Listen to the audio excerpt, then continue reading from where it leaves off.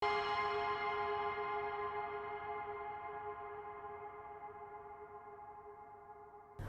hukum banding yang dilayangkan Ferdy Sambo atas vonis hukuman mati dirinya ditolak Pengadilan Tinggi DKI Jakarta kemarin. Dengan demikian, ex-Kadif Propam Polri itu tetap menjalani hukuman mati sebagai terpidana kasus pembunuhan berencana mantan ajudannya Nofriansah Yosua Huta Barat. Melihat hal ini, keluarga mendiang Yosua menanggapinya sesuai harapan. Pengacara keluarga Yosua Martin Simanjuntak mengatakan, sebagaimana dilansir dari Kompas TV, keputusan hakim yang menolak banding adalah harapan orang tua Yosua. Mengingat Sambo dengan terencananya menghabisi nyawa anak dari Rosti Simanjuntak dan Samuel Huta Barat itu. Namun dari kacamata hukum, upaya kasasi dan peninjauan kembali tentu menjadi hak hukum bagi Ferdy Sambo. Tapi vonis untuk Putri Chandrawati yakni 20 tahun penjara, Ricky Rizal 8 tahun, dan Kuat Ma'ruf 15 tahun, menurut Martin agar tak diturunkan lagi.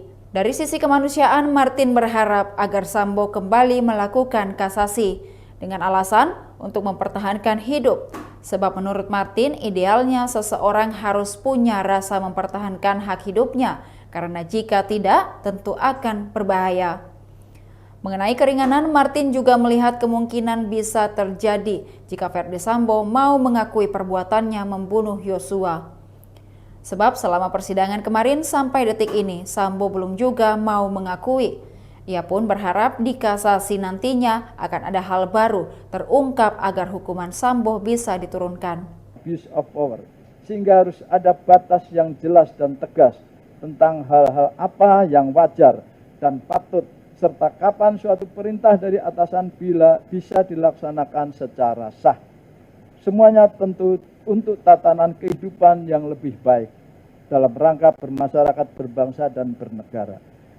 Menimbang bahwa karena terdakwa berada dalam tahanan dan tidak ada alasan yang cukup untuk mengeluarkan terdakwa dari tahanan, maka berdasarkan ketentuan pasal 242 Kitab Undang-Undang Hukum Acara Pidana, terdakwa harus ditetapkan untuk tetap berada dalam tahanan.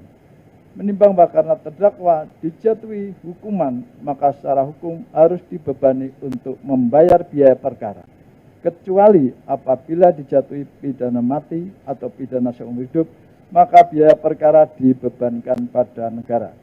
Mengingat pasal 340 KUH Pidana, yungto pasal 55 ayat 1 ke 1 KUH Pidana, dan pasal 49 yungto pasal 43 Undang-Undang Nomor 19 Tahun 2016 tentang perubahan atas Undang-Undang Nomor 11 Tahun 2008 tentang informasi dan transaksi elektronik, yungto pasal 55 ayat 1 ke 1 KUHP, Undang-Undang Nomor 8 Tahun 1981 tentang Kitab Undang-Undang Hukum Acara Pidana, serta peraturan hukum yang bersangkutan.